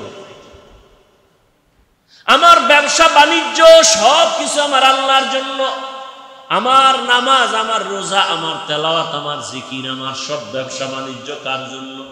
আল্লাহর জন্য। যারা ব্যবসা করবে, ওই ব্যবসায়ী বান্দা কোনোদিন কাস্টমারের সাথে মিথ্যা কথা বলবে না। আল্লাহর জন্য যারা ব্যবসা করবে, কোনোদিন কাস্টমারকে মাপে কম দেবে না। 2 নাম্বার মালের 1 নাম্বার বলবে না। কোনোদিন কোন আল্লাহর বান্দা বান্দির সাথে ধোঁকাবাজি করবে না। আর এমন ব্যবসায়ীকে রসুল বলেছেন, আমি রসুলের সাথে তুমি জান্নাতে থাকবে। তাহলে আল্লাহ পাক বুঝাইলেন দুনিয়ার মধ্যে থাকিয়া আখিরাতের বাজার করো। আখিরাতের বাজার যদি করতে চাও, দুনিয়ার রং তামাশায় তোমাকে গ্রাস করে ফেলতে পারে, তবে আমার ভয় অন্তরে জমা রাখো। আমার ভয়টা যদি অন্তরে জমা রাখো, দুনিয়ায় তোমাকে আকৃষ্ট করতে পারবে না। তবে একা একা পারবা না। যাদের মধ্যে আল্লাহর ভয় আছে তাদের সাথে সম্পর্ক লাগায় দাও। আল্লাহর ওলি জমিনে আছে যারা নামাজ ছাড়া 1 সেকেন্ড সময় কাটায় না। নামাজের সময় নামাজ, বাকি টাইম জিকির তেলাওয়াত। এই মানুষগুলোর চেহারা দিয়ে যতক্ষণ তাকাইবা, তোমার অন্তরে শুধু আল্লাহর কথাই মনে পড়বে, দুনিয়ার কোনো চিন্তা তোমার অন্তরে থাকবে না। এমন আল্লাহওয়ালাদের নজর লাগাও, তোমার অন্তরটা ধোলাই হয়ে যাবে। আল্লাহওয়ালাদের নজর যখন তোমার ভেতরে আসবে, আল্লাহওয়ালাদের দোয়াও চলতে থাকবে, এক পর্যায়ে দেখবা এখন তোমার নামাজ ভালো লাগে না, তখন তোমার আজান হলে আর ব্যবসা ভালো লাগবে না। এখন তো আজান হয়ে গেছে, দোকানওয়ালা ভাই চলেন নামাজে, একটু পরে যাই, কাস্টমার বিদায় দিয়ে নেই। এখন বিদায় দিতে দিতে জামাত শেষ, এরকম হয় না? কিন্তু আল্লাহওয়ালাদের সাথে যাদের গভীর সম্পর্ক, এদের অবস্থা দিন দিন শুধু পরিবর্তন হয়। এক পর্যায়ে দেখা যায় একটা সুন্দর করে সাইনবোর্ড বানায় লেখছে নামাজের বিরতি, দোকান বন্ধ। এক সময় কাস্টমারের ঝামেলায় জামাতে যায় না, আর এখন আলাদা সাইনবোর্ড বানাইছে নামাজের বিরতি, দোকান বন্ধ। এটা আল্লাহওয়ালাদের সোহবতের মাধ্যমে সম্ভব, একা একা সম্ভব না। এজন্য আল্লাহওয়ালাদের সোহবত। আল্লাহওয়ালা কারা? বাংলাদেশে তো আল্লাহওয়ালাদের অভাব নাই, তবে সহজ কথা, যার কথা শুনলে, যার কাছে বসলে গুনাহ সারা সহজ হয়, নেক আমল করা সহজ হয়, এমন আল্লাহওয়ালা আসল আল্লাহ। যেই আল্লাহওয়ালাদের নেক নজর লাগলে অন্তরের মধ্যে আমলের আগ্রহ বাড়ে, গুনার আকর্ষণ কমে যায়। আল্লাহওয়ালার সামনে গিয়া বয়ান শুনিয়া চোখের পানি ছেড়ে কাঁদেন, অন্তরে ভয়, যেই ভয়টা এতক্ষণ আসে নাই। আল্লাহওয়ালা খাঁটি আল্লাহওয়ালাদের বয়ান শুনতে গিয়া চোখের পানি যখন পড়া শুরু হয়ে গেল, দিলটা নরম হয়ে গেছে। আল্লাহওয়ালার বয়ান শুনিয়া কেমন যেন এখন আর ব্যবসা ভালো লাগে না, চাকরি ভালো লাগে না, এখন আর দুনিয়াদারি ভালো লাগে না। বান্দার চোখের থেকে পানি বের হয়ে গেল।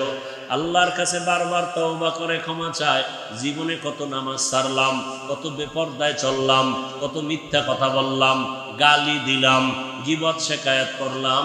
আল্লাহর কাছে তওবা করে, আল্লাহ তুমি আমাকে দয়া করে মাফ করে দাও।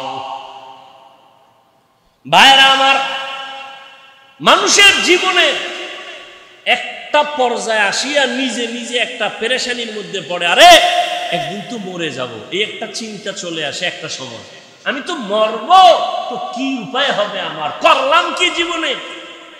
এক আল্লাহর বান্দা জীবন ভর শুধু গুনাহ গুনাহ গুনাহ গুনাহ, এলাকার সবাই জানে বড় অপরাধী, এমন কোন গুনাহ নাই যে গুনাহ তার দ্বারা হয় না। রাতের বেলা একদিন বিছানায় শুয়ে শুইয়া চিন্তায় পড়ে গেল, আরে আমি গুনাহ করতে করতে জীবন আমার শেষের দিকে চলল, আমার ডানে বামে সব চলিয়া গেল, গুনাহ করলাম হাতের দ্বারা, কত মানুষ জবাই করলাম, এখন তো মানুষ আমারে দেখলেই ভয় পায়, জানে আমি এলাকার বড় সন্ত্রাসী, বড় চাঁদাবাজ, বড় চান্দাবাজ, ধান্দাবাজি করি, মানুষ আমার সামনে আসে না, আলেম ওলামারাও আমাকে ভালো জানে না। মন্তরের মধ্যে একটা আঘাত লাগছে, হঠাৎ করে কানের মধ্যে আওয়াজ, মসজিদের মিনারায় ফজরের আজান, আসসালাতু খায়রুম মিনান নাওম, অন্তরের মধ্যে গিয়া হিট করলো। এক তো চিন্তায় পড়ছে আমার উপায় কি হবে, এর মধ্যে আজানের আওয়াজ অন্তরের মধ্যে হিট করলো। এবার হয়তো একটু ঘুইরা ঘুইরা মসজিদের দিকে যাই, গিয়া দেখে কেউ নাই, মসজিদ দরজা একটা খোলা, মুয়াজ্জিন সাহেব আজান দিয়া বের হচ্ছে, ওদিকে ইমাম সাহেব রুমের পাশে ওযু বানায়। সন্ত্রাসীর দেখা ইমাম সাহেব বড় ভয় পেয়ে গেল। ওই লোকটা বলে, ভয় পাইও না হুজুর, আমি এখন উল্টা মন নিয়ে আসি না, আমার অন্তরটা বড় দুর্বল, আমার একদিন মরণ হবে, মালিকের কাছে আমি কেমনে কি নিয়ে দাঁড়াবো, কি জবাব দিব? ইমাম সাহেব বড় খুশি হইয়া বলেন, আসেন অজু বানান। কয় জীবনে তো অজু করি নাই। ইমাম সাহেব বৈশা তারে সুন্দর করে অজু শিখাই অজু বানাইয়া দিল, নামাজ পড়াইয়া। এরপরে বলে, আপনি প্রতিদিন নামাজ পড়বেন, একজন আল্লাহওয়ালার পরামর্শ নিবেন। বলে, হুজুর আমি আপনার পরামর্শ নিব। আর গভীর রাত যখন হয়, আমার মাওলা তখন দরজা তওবার খুলে বান্দাকে ডাকে। অতিও গভীর হয় রজনী যখন, নীরবে প্রভুর নাম জপিও তখন। প্রভুর করুণা যদি আইবারে চাও, গভীর রাতে উঠে প্রভুর গুণগান গাও। গভীর রাতে আমার আল্লাহ প্রত্যেক রাতের শেষ ভাগে প্রথম আসমানে আসিয়া হাজির। আল্লাহ জোহরে আইসা ডাকে না, আসরে আইসা ডাকে না, ফজরে আইসা ডাকে না, মাগরিবে ডাকে না, এশার সময় ডাকে না। আল্লাহ রাতের শেষ ভাগে প্রথম আসমানে আইসা ডাকে, ও আমার গুনাহগার গোলামেরা কই? শয়তানের ধোঁকায় পড়ে গুনাহ করেছো, আমি আল্লাহ ক্ষমার দরজা খুইলা ডাকতেছি। আলামি মুস্তাগফিরিন ফাগফির আলাহ, আলামি মুস্তারজিকিন ফারজুকা। ও গুনাহগারেরা, গভীর রাত, এখন সব অন্ধকার, অন্ধকারে কেউ কাউকে দেখে না, উঠো। ও বান্দা, এখন গাছের পাখিরা পর্যন্ত ঘুমায়, ঘরের মানুষেরাও ঘুমায়, নদীর মাছগুলো ঘুমায়, দোকানগুলো বন্ধ, কোলাহল নাই, নীরবে তুমি একা একা একটু উঠো, ওইটা সুন্দর করে আস্তে করে অজু বানাও। ও দোকানওয়ালারা, ও ব্যবসায়ী বাবারা, ওরে দোকানদারি কইরা রাত্র 2টা 2:30টায় বাসায় যাও, যাইয়া তুমি ফ্রেশ হইয়া ঘুমায় যাও। তুমি যদি একটু চিন্তা করতা, এই টাইমে তো আমার মালিক আসমানে হাজির হয়ে গেছে, আমাকে ডাকতেছে। কত মানুষ ঘুমাইয়া যায়, উঠতে পারে না, আর তুমি ঠিক টাইমেই যায় বাসায় ঢুকছো। তুমি কি পারলা না ওযু বানাইয়া 2 রাকাত নামাজ পড়া সিজদায় গিয়া যদি কান্না করে বলতা, ও দয়ার মালিক, হারানো গোলাম তোমার দরওয়াজায় হাজির, মেহেরবানি করে তুমি মাফ করে দাও। ইমাম সাহেব পরামর্শ দিয়ে দিল, বাবা ভোর রাত্রে আমার মাওলা বড় দয়ার নজর দিয়া তাকায়, আপনি গোপনে একা একা অজু বানায় ঘরের কোণে একটু নামাজ পড়বেন, আর আমার মাওলার কাছে কান্না করবেন। চোখের পানি দেখলে মা বাবার মায়া সন্তানের দিকে বেড়ে যায়, ছাত্রের চোখে পানি দেখলে শিক্ষকের মায়া বেড়ে যায়, আসামির চোখে পানি দেখলে বিচারকের মায়া বেড়ে যায়। ওরে ওদের থেকে আমার আল্লাহর মায়া কি কম? আল্লাহ বলে, গোলাম তোর মা বাবার থেকে আমি মাওলার মায়া যে কত গুণ বেশি। সন্তানের কান্না দেখলে যদি মা বাবার অন্তরে মায়া হয়, ওরে ওই মা বাবাই তো করে বানায় নাই, এত সুন্দর চেহারাটা দিয়া বানাইছি আমি, তোর জবান দিয়া কথা বলার শক্তি দিয়েছি আমি, আরে তোরে খানার ব্যবস্থা করেছি আমি, ঘুমের ব্যবস্থা করেছি আমি। ওরে বান্দা, তুই আমার দেওয়া জবান দিয়া যদি একবার আল্লাহ বলিয়া মোহাব্বতে ডাক দাও, ওরে আমি মাওলার কুদরতি অন্তরে মায়ার জোশ, আমি আল্লাহ পাক রহমতের দরজা দিয়া তোরে ডাক দিয়া নিয়া বলবো, আয় আয়। ওরে চোখের পানিটা যখন তুই ছেড়ে দিবি, আমি আল্লাহর মায়া কেন হবে না? 99 গুণ মায়া নিয়ে আমি তোর দিকে তাকাইয়া থাকি। কখন তুই জিব্বা দিয়ে আমি আল্লাহকে মায়া করে একবার আল্লাহ বলে ডাক দিবি। ইমাম সাহেবের পরামর্শ নিয়া ওই জাহান্নামী গুনাহগার বান্দা রাতের গভীর, আজ রাতে আর ঘুমায় না, রাতের শেষ ভাগে আজকে মালিকের ডাকবে। ইমাম সাহেবের পরামর্শ নিয়া ওই আল্লাহর বান্দা রাতের বেলা যখন শেষ ভাগ চলে আসলো, অন্ধকারে রুমের পাশে একটা জায়গায় বসিয়া ওযু বানাইয়া জায়নামাজ বিছাইয়া সিজদায় পড়ে কান্না শুরু করলো। ও আল্লাহ, আমারে মাফ করে দাও, আমাকে মাফ করে দাও। ইয়া রব্বি গফিরলি, ইয়া রব্বি গফিরলি, ইয়া রব্বি গফিরলি। এমন কান্না, এমন কান্না, ঘরের বাচ্চারা পর্যন্ত এক পর্যায়ে আওয়াজ বাড়তে বাড়তে সজাগ হয়ে গেছে। স্ত্রী ডাক দিয়ে কয়, ও স্বামী আমার, তুমি জীবনভর এত অন্যায় করছো, এখন কান্না করতেছো কেন? বলে আল্লাহর কাছে ক্ষমা চাই। হঠাৎ করে গাইবি একটা আওয়াজ, এরে বান্দা তুই যতই কাঁদো তোর খবর নাই, খবর নাই, খবর নাই। ওরে তুই কান্না করে কি লাভ? এত বড় বড় অন্যায় তুই করছো। আওয়াজটা স্ত্রী পর্যন্ত কানে শুনছে।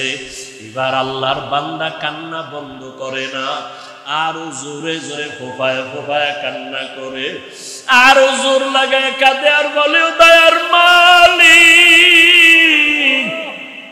গুনার কারণে ফিরাইয়া দিও না। ওরে আমার মতো গুনাহগার কেউ নাই, শয়তানের ধোকায় পড়ে গুনাহ করলাম। গুনার কারণে আমার হাত না পাক, আমার চোখ না পাক, আমার জিহ্বা না পাক, আমার অন্তর না পাক। আমার মতো জাহান্নামী কেউ নাই। মানুষ আমারে ভালো বলে, আসলে আমি তো বড় খারাপ মানুষ। আমার জবানটা গুনার কারণে না পাক, আমার চোখ দুইটা গুনার কারণে না পাক। স্ত্রী ডাক দিয়া বলে, তুমি গাইবি আওয়াজ শুনো নাই, তোমার ক্ষমা নাই, তুমি আবার কান্না করো কেন? আল্লাহর বান্দা বলে, বিবি বলো, এই কান্নার দরজা বাদ দিয়ে অন্য কোনো দরওয়াজা আছে নাকি? বলো, সেখানে গিয়া কান্না করব। স্ত্রী বলে, আর কোনো দরওয়াজা নাই। বলে, তাহলে যেহেতু একটাই দরওয়াজা, গফফার নামের দরওয়াজা, রহমান নামের দরওয়াজা, এই দরওয়াজা ছাড়া যেহেতু আর কোনো দরওয়াজা নাই, আমাকে ক্ষমা না করলে আমি কান্না বন্ধ করব না, আমি কান্না করেই যাব। একটা সন্তান কান্না করলে মা বাবায় যদি মায়া করে, একটা ছাত্র কান্না করলে যদি শিক্ষকের মায়া বাড়ে, আমার রহমানের দরজা আমি ছাড়বো না, কান্না করতেই থাকবো। আমার পরিণামে যা হবার হবে, তবে কান্না আর আমি বন্ধ করব না। এই বলি আবার কান্না শুরু। আর ডাকেও, দয়ার মালিক, তোমার বান্দা তুমি বানাইছো, তোমার ছেলে নাই মেয়ে নাই, আমরাই তোমার আদরের গোলাম। শয়তানের ধোকায় পড়ে গুনাহ করেছি, গুনাহ দিয়ে তাকাইয়া ফিরাইয়া দিও না রে আল্লাহ। গুনার কারণে দিলটা পাথর, চোখে পানিও নাই। ও আমার গুনাহগার বাবারা, ও যুবক বাবারা, চোখে কি পানি নাই? গুনার কথা স্মরণ করে আমার মালিকের ডাক দাও, আর আমার মালিকের কাছে ক্ষমা চাও। ওরে আজকে রাত্রে তুমি এখানে আসো, কালকে কোথায় থাকবা জানা নাই। আল্লাহর বান্দা কান্না বন্ধ করে না, কান্না চালু রাখছে। এমন কান্নার এক পর্যায়ে হঠাৎ করে আবার গাইবি আওয়াজ, আল্লাহর পক্ষ থেকে আওয়াজ আসতেছে, ও বান্দার কাঁদিস না, তোর জীবনের গুনাহ মাফ করে, তোকে মাফ করে দেওয়া হয়েছে, আর কাঁদিস না। বান্দা আবার কান্না শুরু করলো। বলে, এতক্ষণ কান্না করেছি ভয়ে, আযাবের ভয়, এখন কাঁদি আমার মালিকের মুহাব্বত। যত কান্না করব তত মালিকের মায়া বেড়ে যাবে। আমার মাওলা আমার দিকে মায়ার নজরে তাকাইবেন, এই জন্য আমি বেশি বেশি কান্না করতেছি। ও আল্লাহর বান্দারা, দুনিয়ার রং তামাশায় পড়িয়ে তো গুনাহ কম করো নাই। মনে চাইছে দাড়ি কাটবা, কেটে ফেলেছো, কেউ বাধা দিছে মানো নাই। মনে চাইছে নামাজ পড়বা না, কেউ বুঝাইছে নামাজ পড়ো নাই, মনে চাইছে সারা রাত মোবাইলে গুনাহ করবা, কারো বাধা মানো নাই। মনে চাইছে পার্কে ঘুরবা, পার্কে দৌড়াইছো, কারো বাধা মানো নাই। আরে কয়দিন এইভাবে চলবা, আজরাইলের হাতে কি ধরা পড়বা না? ওরে ঘুমের মধ্যেও তো কত মানুষ মরিয়া যায়, পানির তো ভেতরে কত মানুষ ডুবিয়া যায়, গাড়ির নিচে পড়িয়া কত মানুষ মরিয়া যায়। ওরে কয়েকদিন আগে বিমানে আগুন লাগিয়া কত প্রাণ চলিয়া গেল। ও আল্লাহর বান্দা, ঘুমের ঘরে কত অসুস্থ, হঠাৎ মানুষ, ভালো মানুষ অসুস্থ হইয়া মরিয়া যায়। এখনো কি গুনাহ ছাড়বা না? তওবা করো, অন্তরটাকে দিয়ে আমার মালিকের ডাক দাও মনে মনে, আর বলো, হে আল্লাহ, এই মজলিসের মধ্যে আমার মতো গুনাহগার বোধহয় কেউ নাই। আমার গুনার খবর আমার মা জানে না, ভাই জানে না, স্ত্রী জানে না, সন্তানেরা জানে না। ও আল্লাহ, কত গুনাহ করেছি, আজকে থেকে তওবা করতেছি, আর গুনাহ করব না। দুনিয়ার সূর্যের গরম সইতে পারি না, বেতের বাড়ি সইতে পারি না, মশার কামড় সহ্য করতে পারি না। গুনাহ নিয়ে কবরে গেলে জাহান্নামের গরম কেমন করে সহ্য করব? হাসরের ময়দানের গরম কেমন করে সহ্য করব? সাপের কামড় কেমন করে সহ্য করব? ও আল্লাহ, তওবা করতেছি, আর নামাজ ছাড়বো না, আর দাড়ি কাটবো না, আর বেপরদায় চলবো না। মা বাবার দোয়া নিয়া, শিক্ষকের দোয়া নিয়া, উলামায়ে আহলে হকের পরামর্শ নিয়ে নবীজির আদর্শ মেনে চলবো। আল্লাহ আমাদের খাঁটি তওবাওয়ালা জীবন দান করেন, তওবার উপরে মজবুত হইয়া চলার তৌফিক দান করেন, আমিন। আলহামদুলিল্লাহি রাব্বিল আলামিন, والصلاة والسلام على سيد الأنبياء والمرسلين وعلى آله وأصحابه أجمعين يا أرحم الراحمين يا أرحم الراحمين يا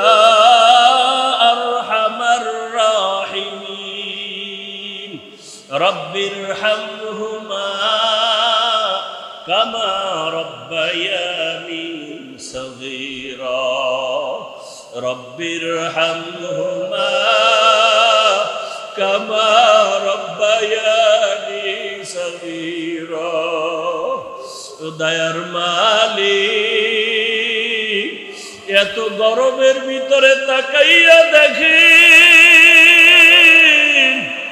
গুনাহগার বান্দারা হাজির। আয় আল্লাহ, আমরা আপনার দরওয়াজায় আসি, তওবার নিয়ত করেছি, গুনাহ নিয়ে কবরে যাব না, হাসরের ময়দানে দাঁড়াইতে চাই না, সূর্যের গরম সহ্য করতে পারবো না, জাহান্নামের গরম সহ্য করা যাবে না।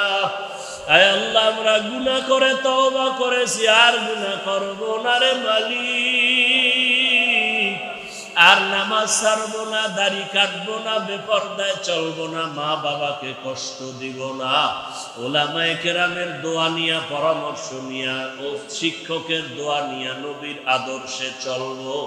আমাদের তওবা কবুল করে নেন, গুনাহমুক্ত জীবন দান করেন। আয় আল্লাহ, আয়োজনকারীদের কবুল করে নেন। আয় আল্লাহ, ব্যবসায়ীদের ব্যবসায় বরকত দান করেন, অভাবীদের অভাব দূর করে দেন। সারা দুনিয়ার মুসলমানদের ঈমান আমল হেফাজত করেন।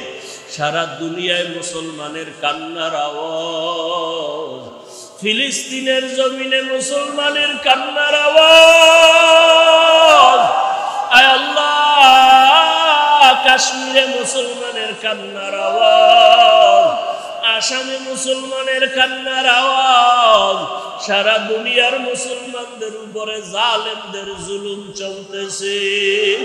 ও আল্লাহ, গুনার কারণে বুঝি আপনি বেজার হয়ে গেছেন। আয় আল্লাহ, আমরা ক্ষমা চাই, নবীর উম্মত হিসাবে মাফ করে দেন। আয় আল্লাহ, জালেমদের ধ্বংস করে দেন আল্লাহ, জালেমদের ধ্বংস করে দেন আল্লাহ, জালেমদের ধ্বংস করে দেন আল্লাহ। মুসলমানের ঈমান আমল হেফাজত করেন আল্লাহ, সারা দুনিয়াবাসীকে হেদায়াত দান করেন আল্লাহ। বাংলাদেশ শান্তির দেশ বানায় দেন আল্লাহ। জালেমদের জুলুম থেকে দেশ ও জাতিকে হেফাজত করেন আল্লাহ। আপনার খাস আহলে হক ওলিদের বন্ধু বানায় দেন। আয় আল্লাহ, গুনাহের প্রতি ঘৃণা জমায়া দেন। সুন্নাতওয়ালা জিন্দেগি দান করেন। নবীজির রওজায় গিয়া সালাম দেওয়ার তৌফিক দান করেন। বাইতুল্লাহর গিলাফ ধরে লাব্বাইক বলার তৌফিক দান করেন। আয় আল্লাহ, সুন্নতের আলোকে জীবন গড়ার তৌফিক দান করেন। আয় আল্লাহ, অভাবীদের অভাব দূর করে দেন। আয় আল্লাহ, প্রত্যেকটা মুহূর্ত ইবাদতে কাটাবার তৌফিক দান করেন। আয় আল্লাহ, দিলের নেক আশা পূরণ করে দেন। আয় আল্লাহ, দাম্পত্য জীবন সুখময় করে দেন। আমাদের মা বোনদের পর্দাওয়ালা আবেদা বানায় দেন। সন্তানগুলো নেককার বানায় দেন। মা বাবার বাধ্যগত বানায় দেন। মাদ্রাসা মসজিদগুলো কবুল করে নেন। অন্যান্য শিক্ষা প্রতিষ্ঠান নবীর আদর্শে কবুল করে নেন। আয় আল্লাহ, ইলম হিকমত আমলে বরকত বাড়ায় দেন। উলামা তোলাবা উম্মতের অন্তরে ইজ্জত মুহাব্বত রউফ বাড়ায় দেন। আয় আল্লাহ, রিয়া হাসাদ কিবির দূর করে তাকওয়া দান করেন। আয় আল্লাহ, ঢাকাতে মাদ্রাসার খেদমত করি কবুল করে নেন। আয় আল্লাহ, অনেক বড় জায়গা নিয়েছি, অনেক টাকা দরকার, কুদরতের দ্বারা ব্যবস্থা করে দেন। ঋণ হয়ে গেছি, ঋণ আদায়ের ব্যবস্থা করে দেন।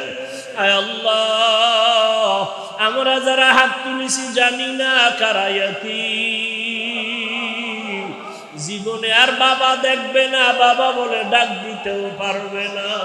অনেকে মা হারা বড় আশা হয়। যার বাবা নাই তার দোয়ার দরওয়াজা একটা বন্ধ, যার মা নাই তার দোয়ার দরওয়াজা গুলো বন্ধ। ও আল্লাহ, যারা মা হারাইয়া বাবা হারাইয়া বড় আশা হয়, মেহেরবানি করে তাদের কবর জান্নাত বানায় দেন। আম্বিয়ায়ে কেরাম, সাহাবায়ে কেরাম, শুহাদায়ে কেরাম, আউলিয়ায়ে কেরাম, আসাতেজায়ে কেরামদের মাকাম জান্নাতে বাড়ায় দেন। আয় আল্লাহ, মা বাবার কবর জান্নাত বানায় দেন। যারা বেঁচে আছেন হায়াত বাড়ায় দেন। আয় আল্লাহ, যারা অসুস্থ কুদরতের দ্বারা সুস্থ বানায় দেন। আপনার মতো বড় ডাক্তার কেউ নাই। আয় আল্লাহ, কত গরিবরা অসুস্থ, ঔষধ কিনার টাকাও নাই। কুদরতের দ্বারা নবীজির মুহাব্বতে পূর্ণ সুস্থতার নেয়ামত দান করেন। আয় আল্লাহ, আমরা অসুস্থ, কুদরতের দ্বারা সুস্থতার নেয়ামত দায়নি ভাবে দান করেন। চলার পথে হেফাজত করেন। জান মাল আহাল পরিবার বাড়ি গাড়ি সবকিছু হেফাজত করেন। আয় আল্লাহ, মাদ্রাসা ওস্তাদ ছাত্র হেফাজত করেন। বরকতি হালাল রিজিকের ব্যবস্থা করে দেন। আয় আল্লাহ, দিলের নেক আশা পূরণ করে দেন। আয় আল্লাহ, এখানে কি আমিন কবুল হওয়ার মতো কেউ নাই। আয় আল্লাহ, সবার দিলের ব্যথাগুলো কবুল করে নেন। আয় আল্লাহ, ঋণের বোঝা মাথায় নিয়েছি, কুদরতের দ্বারা আপনি ব্যবস্থা করে দেন। আয় আল্লাহ, সারা দুনিয়ায় আপনি সফরের জন্য কবুল করে নেন। প্রবাসীদেরকে কবুল করে নেন। অন্তরে মায়া মুহাব্বত রহব বাড়ায় দেন। জাহেরি বাতিনি দুশ্মনের মোকাবেলায় বিজয় দান করেন। মুখালেফের মুআফিক বানায় দেন। নবীজির মুহাব্বতে দিলের নেক আশা পূরণ করে দেন। নবীজির মুহাব্বতে দোয়া মুনাজাত কবুল করে নেন। আয় আল্লাহ, আমার যুবকদের কবুল করে নেন। মোবাইলের গুনাহ থেকে হেফাজত করেন। সমস্ত সন্তানগুলো নেককার বানায় দেন। আয় আল্লাহ, সবার ব্যবসা বাণিজ্যে বরকত বাড়ায়